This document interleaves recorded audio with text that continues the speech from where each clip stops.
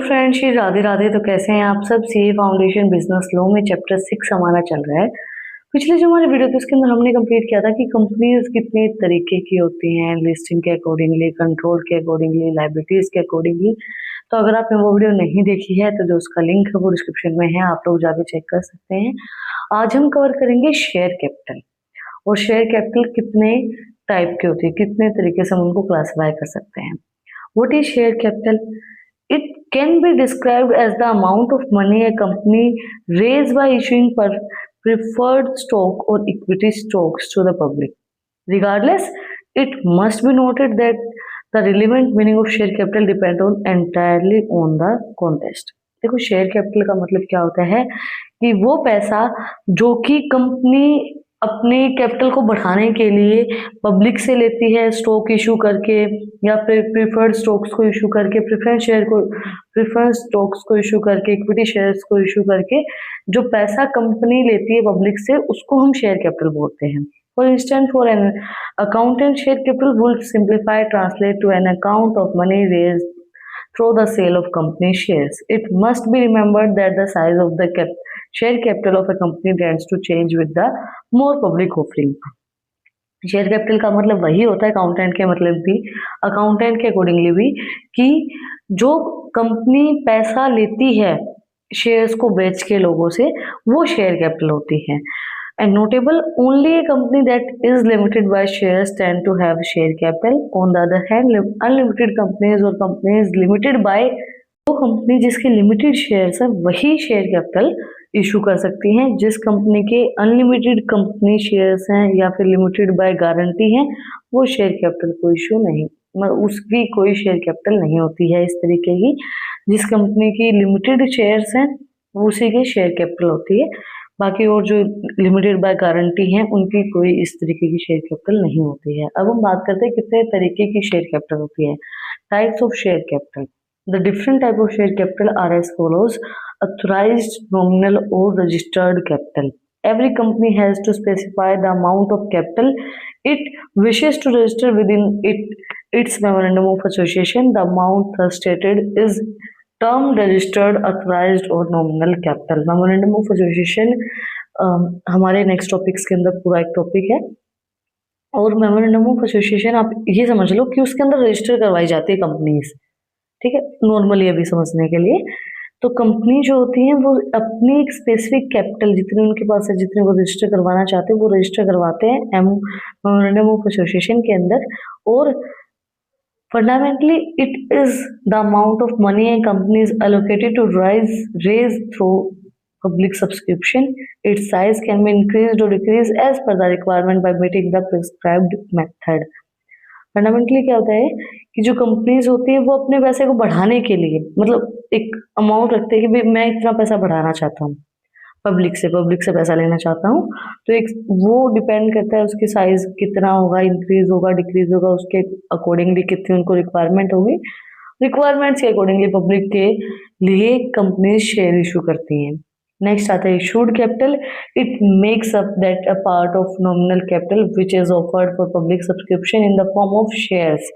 No, issued capital वो capital होती है जो कि ऑफर की जाती है पब्लिक सब्सक्रिप्शन के लिए, मतलब पब्लिक के लिए शेयर्स इशू किए जाते हैं, ये नॉमिनल कैपिटल का पार्ट होती है। It must be noted that a company में refrain from issuing the entire registered capital in a single go based on the requirement. A company may raise this capital from time to time.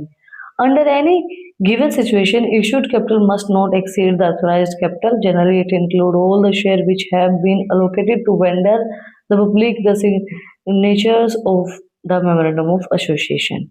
देखो, issued capital जो होती है वो authorised capital को कभी भी exceed नहीं करेगी, मतलब उससे ज्यादा कभी भी नहीं होगी।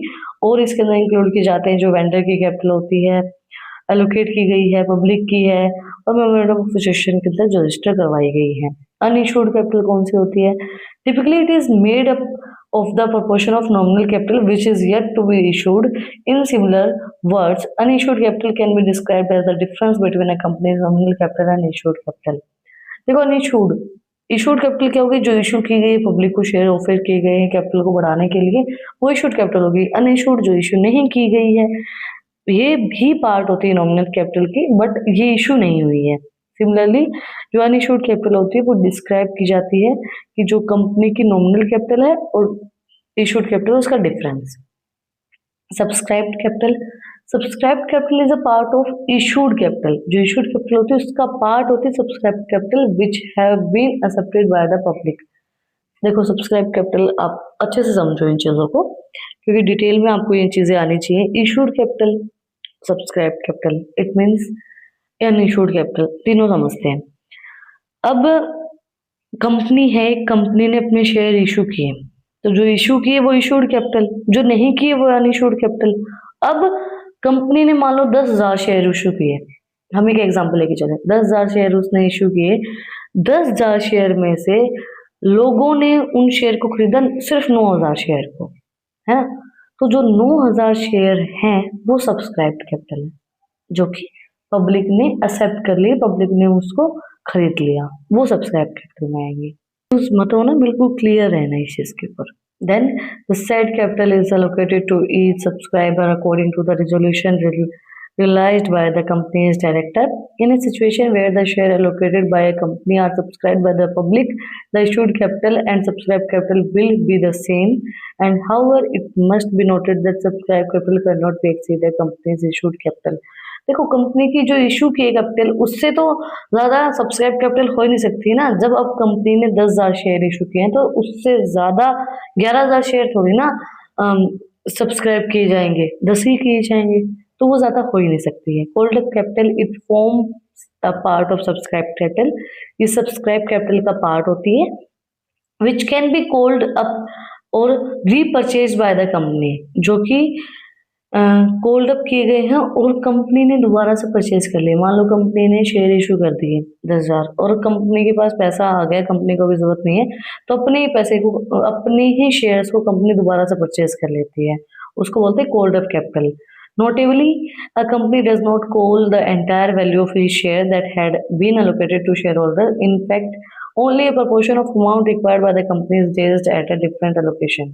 Suppose a company's 20,000 share, each of Rs 100, has been subscribed. Now the company calls shareholder to pay. देखो एग्जाम्पल दिया है, कंपनी के 20,000 शेयर हैं, हर शेयर की 100 रुपए वैल्यू है जो कि सब्सक्राइब्ड है। अब कंपनी किस तरीके से कॉल करेगी पे के लिए, सबसे पहले 10 रुपए एप्लीकेशन के, उसके बाद 30 रुपए फर्स्ट कॉल के, 20 रुपए अलॉटमेंट फर्स्ट कॉल के। Subsequently the called up valuable amount of 12 lakh and the remaining Rs 8 lakh will be considered as a company's uncalled capital। देखो अब कॉल्ड अप वैल्यू कौन सी रह गई, 20,000 है, उसमें से हम 60 मल्टीप्लाई करेंगे तो ये हो गया। अब रिमेनिंग क्या बच गया, 40, 100 का हमारा शेयर था ना एक, तो 60 हमारे हो गए, उसके बाद 40 बच गए, तो जो 8 लाख रुपए बचे हैं उनको हम कंसिडर करेंगे कि हमने मंगवाए नहीं है, अनकॉल्ड हमारी कैपिटल बची हुई है। Uncalled capital, this capital make up the uncalled part of allocated capital. In general sense, it represents a contingent liability of a company shareholder on their shares.